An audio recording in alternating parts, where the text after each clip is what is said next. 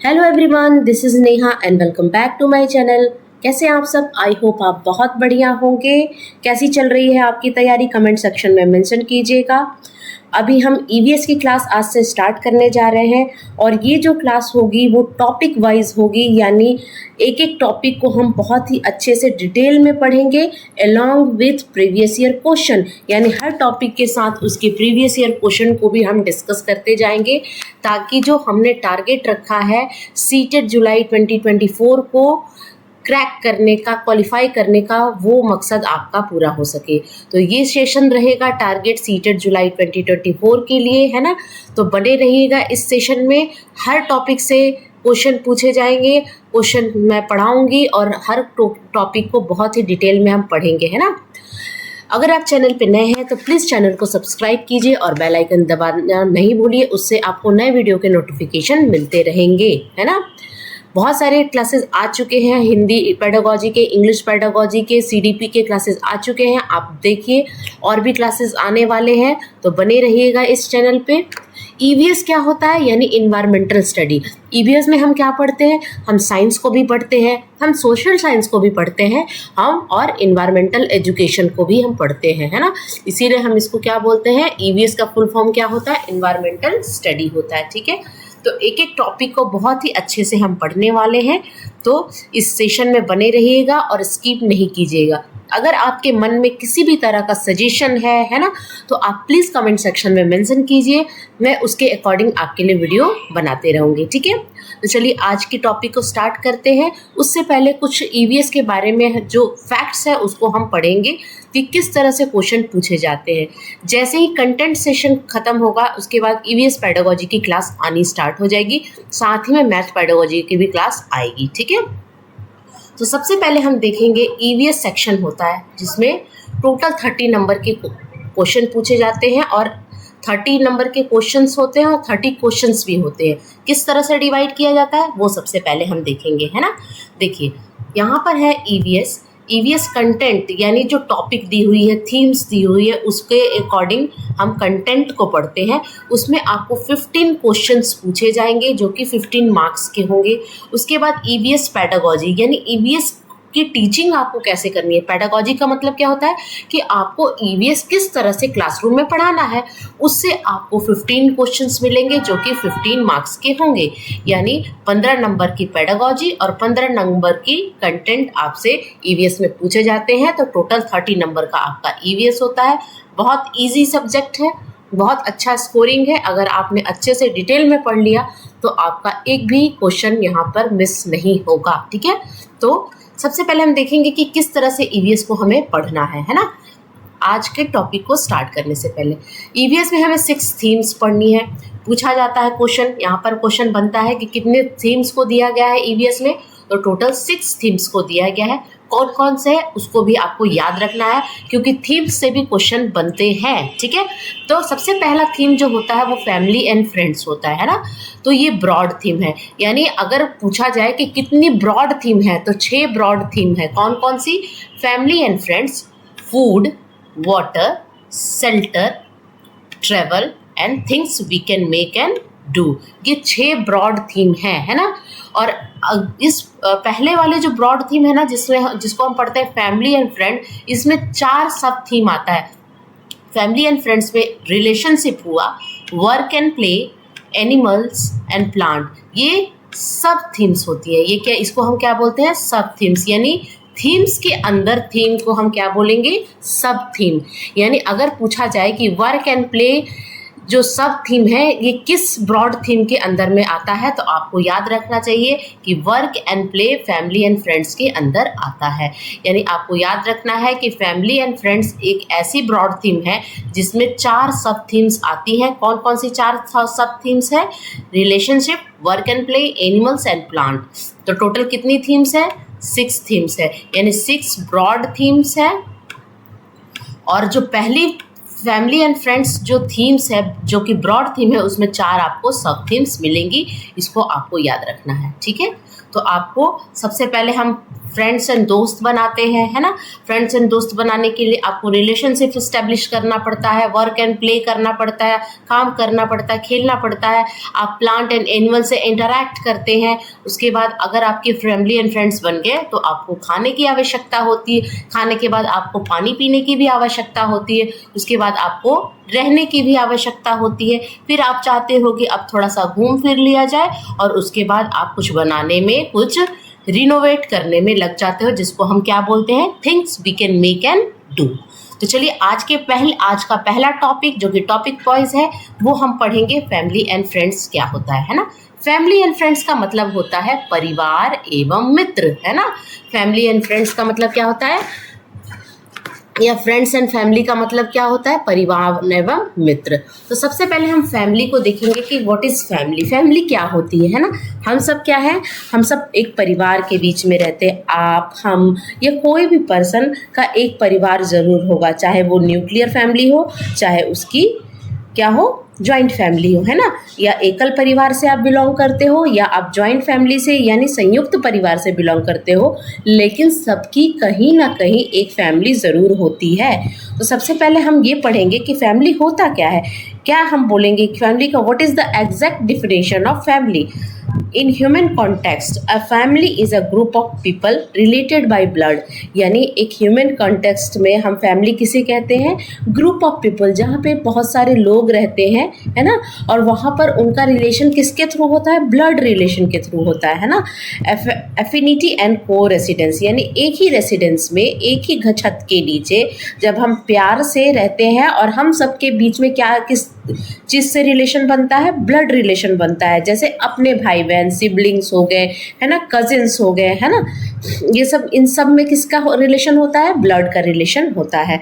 Blood के relation के through हमारे बीच में प्यार, अफेक्शन होता है। और को रेसिडेंस का मतलब होता है कि हम रेसिडेंस को शेयर करते हैं, एक ही छत के नीचे रहते हैं। जैसे आप यहाँ पर देख सकते हो एक फैमिली का पिक्चर है। यहाँ पर क्या है, एक ही छत के नीचे ये पूरी फैमिली है। एक तरह से आप इसको संयुक्त परिवार बोल सकते हो, जहाँ पर बहुत सारे लोग रहते हैं, अंकल आंट, है ना, चाचा चाची, पापा मम्मी, दादा दादी, भाई बहन, है ना, सिबलिंग्स, कजिन्स, सब एक ही छत के नीचे रहते हैं, को रेसिडेंस में रहते हैं। तो वो आपकी फैमिली होती है ना। If in a family there exist a feeling of love, यानी एक फैमिली में क्या होता है, लव होता है ना, प्यार होता है। फैमिली मेंबर के बीच में प्यार होता है, कोऑपरेशन होता है। कोऑपरेशन यानी एक दूसरे की सब मदद करते हैं, अटैचमेंट होता है ना। And care among the member, और लोग एक दूसरे की क्या करते हैं, केयर करते हैं, हेल्प करते हैं, है ना। Family is the primary institute of socialisation of the child. ये बहुत इंपॉर्टेंट लाइन है, इस पर आप ध्यान दीजिएगा। फैमिली क्या है, प्राइमरी इंस्टीट्यूट है ना, प्राइमरी एजेंसी है सोशलाइजेशन ऑफ चाइल्ड के। बच्चे का समाजीकरण करने में अगर सबसे इम्पॉर्टेंट रोल अगर कोई प्ले करता है स्टार्टिंग फेज में, यानी जब उसका सोशलाइजेशन स्टार्ट होता है, तो सबसे पहले उसका फैमिली, किसी भी चाइल्ड का जो फैमिली होता है उसको हम प्राइमरी सोशलाइजेशन एजेंसी बोलते हैं। यानी समाजीकरण करने में परिवार जो होता है वो बहुत ही महत्वपूर्ण भूमिका निभाता है ना। तो इसीलिए तो हम फैमिली को क्या बोलते हैं, first school of a child. किसी भी चाइल्ड का, किसी भी बच्चे का पहला विद्यालय या पहला स्कूल कौन होता है, फैमिली होता है ना। समझ में आ रही है बात। इसीलिए इस लाइन को देखिएगा, ध्यान दीजिएगा, इससे क्वेश्चन बनता है कि फैमिली क्या होती है, प्राइमरी सोशलाइजेशन एजेंसी होती है, जहाँ पे बच्चे का सोशलाइजेशन होता है, बच्चे का समाजीकरण होता है, जहाँ पे आप क्या सीखते हो, किस तरह से व्यवहार करना है, किस तरह से मोरल वैल्यू डालना है बच्चे में, है ना। बच्चे का नैतिक विकास कैसे करना है, बच्चे को गुड मैनर्स कैसे सिखाना है, वो सबसे पहले किसका काम होता है, आपके फैमिली का। और फैमिली में कौन कौन से लोग होते हैं, आपके फादर, आपके मदर, आपके ग्रैंड पेरेंट्स, सारे आपके सोशलाइजेशन में बहुत इंपॉर्टेंट रोल प्ले करते हैं। ठीक है, चलिए नेक्स्ट हम देखेंगे टाइप्स ऑफ फैमिली, है ना। हम फैमिली पढ़ रहे हैं तो टाइप्स ऑफ फैमिली पढ़ना बहुत ज़रूरी है। यानी टाइप्स ऑफ फैमिली बेसिकली दो टाइप्स की फैमिली को हमको पढ़ना है। पहली फैमिली होती है न्यूक्लियर फैमिली। न्यूक्लियर फैमिली यानी एकल परिवार, है ना। A family in which a married couple live with their unmarried children. यानी न्यूक्लियर फैमिली किसको कहेंगे? जहाँ पे एक दो मैरिड कपल हो और उसके साथ उनके जो बच्चे होते हैं वो अनमैरिड होते हैं ना, तो उसको हम क्या बोलते हैं? उसको हम बोलते हैं एकल परिवार, और जिसको न्यूक्लियर फैमिली भी हम कहते हैं। इस डिफिनेशन को आप याद रखिएगा, ध्यान में रखिएगा, क्वेश्चन बन सकता है कि एकल परिवार किसे कहते हैं। तो एकल परिवार में मैरिड कपल रहता है यानी शादीशुदा जोड़ा, और उसके दो बच्चे रहेंगे या तीन बच्चे रहेंगे, लेकिन वो बच्चे कैसे रहेंगे? अनमैरिड रहेंगे, जो कि शादीशुदा बच्चे नहीं रहेंगे। इस चीज़ पर आपको ध्यान में रखना है, ठीक है। नेक्स्ट हम पढ़ेंगे संयुक्त परिवार क्या होता है, यानी जॉइंट फैमिली, जो कि आजकल बहुत ही कम देखने को आपको मिलेगा। बहुत ही कम घरों में आपको जॉइंट फैमिली मिलेगी। लेकिन आपको मैं अपना पर्सनल अगर मैं बात शेयर करूं तो मेरी फैमिली जो है वो जॉइंट फैमिली है, और एक ही छत के नीचे हमारे पूरी फैमिली रहती है। हमारे चाचा चाची, हमारे दादा दादी सब एक साथ रहते हैं, है ना। और बहुत बड़ी बात होती है जॉइंट फैमिली होना आजकल के ज़माने में, ठीक है। तो संयुक्त परिवार क्या होता है? जहाँ पे it is a family in which a married couple live with his parents, यानी ऐसा मैरिड कपल जो कि अपने पेरेंट्स के साथ रह रहा है ना, grand parents, children and other relatives. यानी आप यहाँ पर पिक्चर में देख सकते हो कि जहाँ पे दादा दादी भी रह रहे हैं, चाचा चाची भी रह रहे हैं ना, फादर मदर रह रहे हैं, उन सबके बच्चे रह रहे हैं, सिबलिंग्स रह रहे हैं, कजन्स रह रहे हैं ना, आपके चाचा के बच्चे रह रहे हैं, आप भी रह रहे हो, सब एक ही छत के नीचे रह रहे हो, है ना। तो उसको हम क्या बोलते हैं? संयुक्त परिवार कहते हैं, जॉइंट फैमिली कहते हैं। समझ में आई बात? चलिए, अब एक दो अलग तरह की फैमिली होती है, इसको भी आप पढ़ लीजिए। हो सकता है कि एग्जामिनेशन में क्वेश्चन बन जाए कि मैट्रिलोकल फैमिली क्या होती है और पैट्रिलोकल फैमिली क्या होती है ना। मैट्रिलोकल फैमिली का मतलब ये होता है कि मातृस्थान परिवार, है ना, जहाँ पर, है ना, it is a family where the mother heads the family, यानी जहाँ पे मदर जो रहती है वो हेड मेंबर रहती है, जहाँ पर जो फीमेल मेंबर रहती है ना वो हेड पोजीशन पे रहती है। और जो and in this types of family couples live with or near the female family after the marriage, यानी ऐसा परिवार जहाँ पे मदर जो रहती है वो हेड मेंबर रहती है। और दूसरी बात ये है कि जब कपल, शादीशुदा जो कपल होते हैं, शादीशुदा जो जोड़ा होता है, तो बेसिकली ट्रेंड क्या है कि लड़की की शादी होती है तो लड़की कहाँ जाती है? लड़के के घर जाती है, लड़के के फैमिली के साथ रहना है। ये मान लीजिए कि ये बॉय है और ये गर्ल है, तो गर्ल की शादी होती है और गर्ल कहाँ जाएगी? लड़के के परिवार के साथ रहने जाएगी। लेकिन जो मैट्रिलोकल फैमिली है वहाँ पे हेड कौन हो गई? गर्ल हो गई, मदर हो गई, फीमेल हो गई, है ना। तो यहाँ पर उल्टा होगा, यहाँ पर जो लड़का होगा वो कहाँ रहने जाएगा? लड़की के परिवार यानी लड़की के फैमिली मेंबर यानी फीमेल के फैमिली मेंबर के साथ रहने जाएगा आफ्टर मैरिज। शादी के बाद जब कोई लड़का लड़की के फैमिली के साथ रहने जाता है यानी फीमेल के फैमिली के साथ रहने जाता है, और उस परिवार में जो मदर जो होती है वो head member of the family रहती है, उसको हम क्या बोलते हैं? मैट्रिलोकल फैमिली बोलते हैं, यानी मातृस्थान परिवार कहते हैं। समझ में आई बात? अगला है पैट्रिलोकल फैमिली यानी पितृ स्थान, यानी family where the father head. अब उस फैमिली में जिसमें फादर आपके हेड मेंबर है ना, आपके हेड ऑफ डिपार्टमेंट कौन है? आपके फादर हैं, और आपकी मदर जो है वो आपके फादर के फैमिली के साथ रहती है ना। And in this types of family couple live with or near the male family member after the marriage, यानी जहाँ पर मेल फैमिली मेंबर के जो मेल फैमिली मेंबर जो है उसकी फैमिली के साथ, है ना, जब एक फीमेल जाके रहना स्टार्ट करती है और रहती है उनके फैमिली के साथ, रिलेशनशिप इस्टेब्लिश करती है ना, वहाँ रहती है ना, तो उसको हम क्या बोलते हैं? पैट्रिलोकल फैमिली बोलते हैं। समझ में आया? तो मैट्री से आप याद रखिएगा, एम से याद रखिएगा, जहाँ पर मदर हेड होती है और फादर मदर के घर पे रहने जाते हैं, इससे आप याद रखिएगा। पैट्रिलोकल का मतलब है जहाँ पर पापा से पी से पापा आप याद रखिएगा, एम से माँ आप याद रखिएगा, ठीक है। तो पी से पापा यानी जहाँ पर पापा प्रधान है, जहाँ पे फादर को हेड मेंबर माना जाता है, और जो फीमेल होती है वो जो मेल मेंबर के घर में रहती है उनके फैमिली मेंबर के साथ रहना स्टार्ट करती है, को रेसिडेंस में रहना स्टार्ट करती है। समझ में आया? चलिए नेक्स्ट हम देखेंगे फ्रेंड्स क्या होता है, क्योंकि आज का हमारा टॉपिक क्या है, फैमिली एंड फ्रेंड्स, यानी पहले थीम्स को हम पढ़ रहे हैं फैमिली एंड फ्रेंड्स, है ना।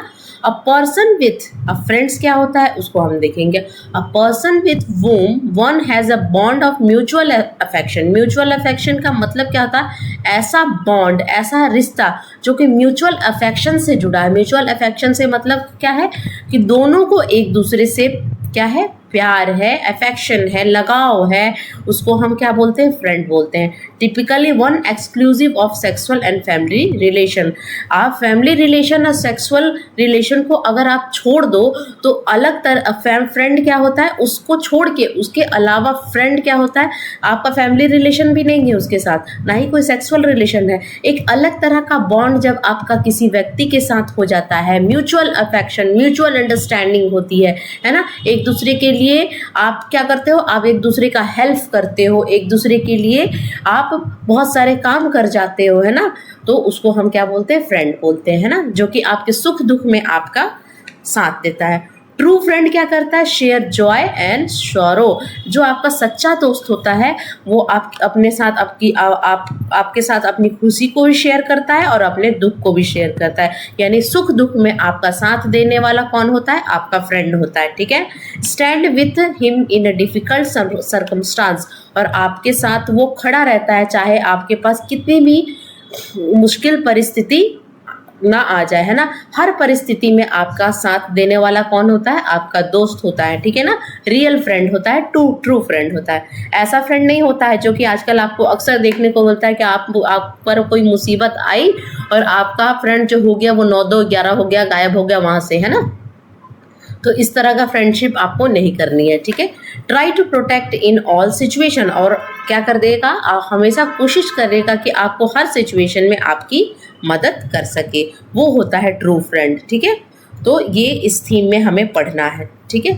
इस थीम में वर्क एंड प्ले नाम का एक क्या दिया गया है, एक टॉपिक है जिसको हम सब थीम कहते हैं, यानी फैमिली एंड फ्रेंड्स का जो, तो फैमिली एंड फ्रेंड्स का एक सब थीम है जिसको हम बोलते हैं वर्क एंड प्ले। अब ये वर्क एंड प्ले जो डाला गया है सब इस थीम में, ये क्यों डाला गया है वर्क एंड प्ले। देखिए वर्क एंड प्ले जो है ना वो हमको जीवन को जीना सिखाता है ना, किस तरह से हमको लाइफ में बहुत सारे हमारे लाइफ में क्या आती है, डिफ़िकल्ट सिचुएशन आती है, बहुत सारी परिस्थितियाँ आती हैं, उस परिस्थितियों को हमको कैसे, हमें उन परिस्थितियों का सामना हमें कैसे करना है ना, डिफ़िकल्ट सिचुएशन में को कैसे हैंडल करना है।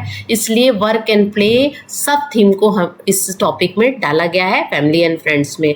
तो वर्क एंड प्ले क्यों ज़रूरी है, प्ले हमें क्या सिखाता है, प्ले हमें हमारा सबसे पहले तो वो हेल्दी डेवलपमेंट करता है किसी भी चाइल्ड का, है ना। ओवरऑल डेवलपमेंट में भी हेल्प करता है। कैसे, देखिए अगर आप खेलेंगे तो आप फिजिकली क्या होंगे, स्ट्रांग होंगे, है ना। आप खेलेंगे तो आप कॉग्निटिवली यानी मेंटली एक्टिव रहेंगे। आपको खेल में भी बहुत सारे मेंटल एक्टिविटी भी करनी होती है ना। किस तरह से आप खेलोगे कि आप स्कोर कर सको, कहाँ आपको गलतियाँ नहीं करनी है, कहाँ आपको गलतियों से बचना है। इसलिए प्ले और गेम्स ज़रूरी है और इस चीज़ को कैरिकुलम में इंक्लूड किया गया है, स्कूल कैरिकुलम में, क्योंकि बहुत ही इम्पॉर्टेंट पार्ट होता है किसी भी बच्चे का होलिस्टिक डेवलपमेंट करने के लिए, ओवरऑल डेवलपमेंट करने के लिए, ठीक है ना। तो चलिए हम पढ़ते हैं। Maria Montessori has said, Maria Montessori ने क्या बोला था कि play is the work of the child. Play क्या है, किसी भी चाइल्ड का वर्क है, किसी भी चाइल्ड का काम है।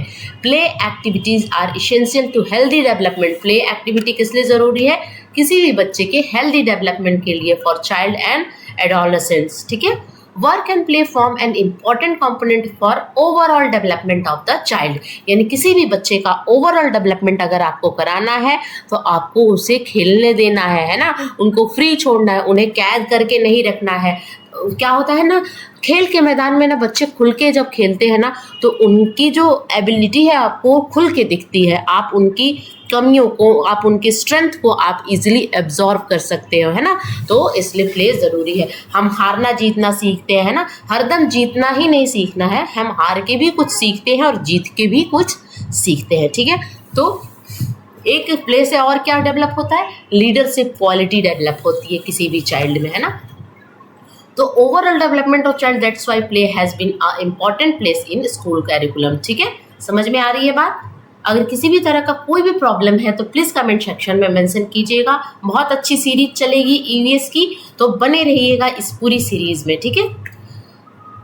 The game or play is essential to teach children, and concept taught by the way of play remains in a memory for a long time as they grab it easily by absorbing it practically. किसी भी चीज़ को आप जब practically absorb करोगे, practically खेलोगे, तो आप उस चीज़ को लॉन्ग टाइम तक आपके मेमोरी में वो सस्टेन करती है, रहती है ना। Activity influence the development of fine and gross motor skill, language, socialization, personal awareness, emotional well-being and creative problem solving and learning ability. अब खेलने से क्या होगा, आपकी फाइन मोटर स्किल डेवलप होगी, आपकी ग्रॉस मोटर स्किल डेवलप होगी, है ना। सूक्ष्म जो आपकी मोटर स्किल आपने पढ़ी है ना, सोशलाइजेशन होगा, जैसे आप खेलोगे तो आपका सोशलाइजेशन होगा, है ना। आप जब खेलोगे तो बातचीत भी तो करोगे, तो आपका लैंग्वेज डेवलपमेंट होगा, पर्सनल अवेयरनेस बढ़ेगा, इमोशनल वेलबींग होगा, आप एक दूसरे के लिए आपके मन में सहानुभूति डेवलप होगी, आप क्रिएटिव बनोगे खेलोगे तो, है ना। बहुत सारे वर्क प्लेस पे जाओगे तो आप सीखोगे कि किस तरह किसी काम को कैसे करना है ना। प्रॉब्लम सॉल्विंग एबिलिटी आपकी डेवलप होगी, लर्निंग एबिलिटी डेवलप होगी। इसलिए प्ले और वर्क एंड प्ले थीम को इंक्लूड किया गया है आपके सिलेबस में, इस थीम्स में, है ना, ईवीएस में। चलिए नेक्स्ट हम देखेंगे और हमें क्या पढ़ना है। अब कुछ क्वेश्चंस को देखते हैं जो कि प्रीवियस ईयर क्वेश्चन है ना, तो उसको हम पढ़ेंगे कि इस टॉपिक से किस तरह के क्वेश्चंस बनते हैं, ठीक है। पहला क्वेश्चन है हमारा, Anita prepare a unit plan to teach the theme family. Which of the following will be the title of her unit plan? एक अनीता है जो टीचर है, वो क्या कर रही है, यूनिट प्लान डेवलप कर रही है बच्चों के लिए, और उस यूनिट प्लान का जो थीम उन्होंने चुना है वो क्या है, फैमिली है। तो आपको बताना है कि उस यूनिट प्लान की थीम, यूनिट प्लान जो वो डेवलप कर रही है उसकी थीम फैमिली है, तो वो उनके लिए वो सूटेबल टाइटल क्या हो सकता है, वो क्या उसका टाइटल रखना चाहिए उनको उस यूनिट प्लान के लिए जिसका थीम क्या है, फैमिली है। क्या उन्हें रखना चाहिए family migrating family, types of family, joint and nuclear, family relationship with in a family होना चाहिए title, family relationship, gender role, occupation as social cultural entity in changing time. यानी इन चारों जो टॉपिक दिया हुआ है उसमें से आपको सुटेबल टॉपिक कौन सा लग रहा है, किस थीम के अकॉर्डिंग, फैमिली थीम के अकॉर्डिंग। तो सबसे पहले देखिए, फैमिली माइग्रेटिंग फैमिली, ये क्या है, सिर्फ एक चीज़ को बताएगा और ये कोई सुटेबल टॉपिक आपको भी नहीं लग रहा होगा, ठीक है। टाइप्स ऑफ फैमिली में आप क्या बताओगे, एक न्यूक्लियर फैमिली क्या होती है, जॉइंट फैमिली क्या होती है, ठीक है ना। तो इसमें आप बहुत कुछ पढ़ा नहीं सकते हो। आपको फैमिली पढ़ाना है तो बहुत सारी चीज़ों को आपको उसमें इंक्लूड करना होगा ताकि बच्चे क्या कर सके, हर पहलू को अच्छे से समझ सके, ठीक है। अगर आप family relationship with in a family, तो फिर भी आप एक लिमिटेड एक्सपोजर दोगे बच्चों को, है ना। अगर आप जो फोर्थ वाला ऑप्शन है, इसमें देखिए बहुत सारी चीज़ों को इंक्लूड किया गया है। फैमिली में रिलेशनशिप को इंक्लूड किया गया है, जेंडर रोल को इंक्लूड किया गया है कि फैमिली में सबका एक रोल डिवाइड किया गया है ना, ऑक्यूपेशन बताया गया है, सोशल कल्चर बताया गया, entity in change in time, ये सब चीज़ों को इंक्लूड आप जब करोगे इस थीम में, फैमिली वाले थीम में, तो आप बच्चों को बहुत कुछ बता पाओगे। इसीलिए अगर आपको सूटेबल टॉपिक देना है इस यूनिट प्लान के लिए, तो option number 4 will be the correct answer of this question, ठीक है।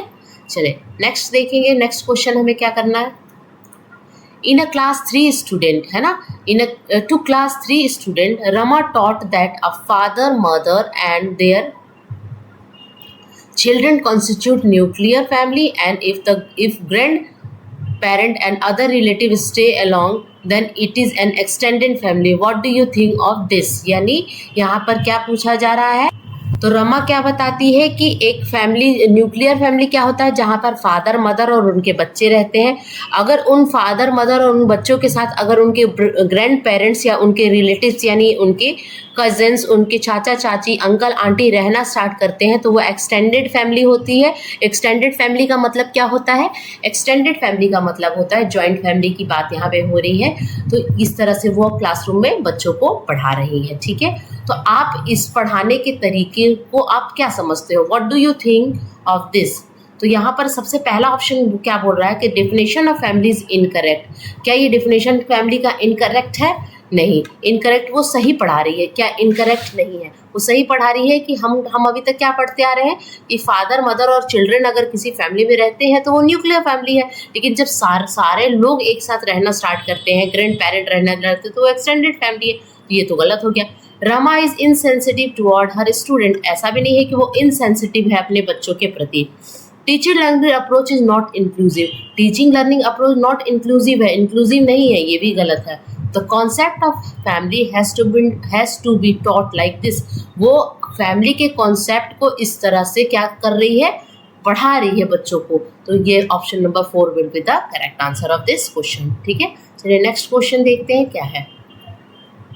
असर्शन एंड रीजन पर है क्वेश्चन, है ना।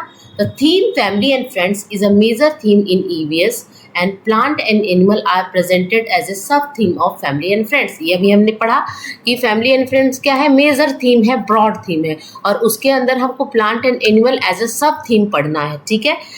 रीजन क्या है? The interdependence of human being and the other form of life is highlighted through the themes. जो interdependence of the human, यानी हम क्या है? एक दूसरे से जुड़े हुए हैं। अगर प्लांट नहीं रहेंगे, एनिमल नहीं रहेंगे तो हमारा जीवन पॉसिबल नहीं होगा, हम जीवित नहीं रह सकते हैं। तो interdependence of human being and other forms of life is highlighted through the theme. बिल्कुल सही है कि इंटरडिपेंडेंट यानी सब क्या है? एक दूसरे से कहीं ना कहीं कनेक्टेड है, कहीं ना कहीं जुड़े हुए हैं, और सब एक दूसरे के लिए क्या है? इंटरडिपेंडेंट है। अगर कोई एक भी मिस हो गया तो क्या हो जाएगा? लाइफ जो है हमारी पॉसिबल नहीं हो पाएगी। तो ये दोनों स्टेटमेंट सही है। तो हम देखते हैं कि किस स्टेटमेंट को ये, यानी किस ऑप्शन को ये फॉलो कर रहा है, ठीक है। Both the assertion and reason are correct and the reason is the correct explanation of assertion. बिल्कुल सही है, ये सही लग रहा है, ठीक है। यानी बोल रहा है कि दोनों सही है, और जो रीजन दिया है करेक्ट एक्सप्लेनेशन ऑफ क्या है? असर्शन, ये भी सही है। असर्शन एंड रीजन, सबसे पहले तो आपको फॉल्स वाला काटना होगा कि assertion is true, reason is false. तो ये तो गलत है। बात तो दोनों सही बताई गई है। Statement of the assertion is false, ये भी गलत है। अब आंसर कहीं ना कहीं ऑप्शन 1 या ऑप्शन 2 होगा, ठीक है। Assertion and reason are correct but the reason is not correct explanation of the assertion, ये गलत होगा। ये बिल्कुल सही है कि हम इंटरडिपेंडेंट है, इसीलिए तो फैमिली एंड फ्रेंड्स के अंदर हमको प्लांट एंड एनिमल को भी इंक्लूड किया गया है। यानी option number 1 will be the correct answer कि असर्शन भी आपका सही है और रीजन भी सही है, और reason is the correct explanation of assertion, ठीक है। तो ये थे कुछ क्वेश्चन जो कि हम किस टॉपिक को पढ़ रहे थे? हम फैमिली एंड फ्रेंड्स को पढ़ रहे थे, ठीक है। नेक्स्ट वीडियो में एक नए टॉपिक के साथ मैं आपके सामने आऊँगी। तब तक के लिए thank you so much for watching. अगर आपको वीडियो अच्छा लगा है तो please like share and subscribe to my channel. Bye.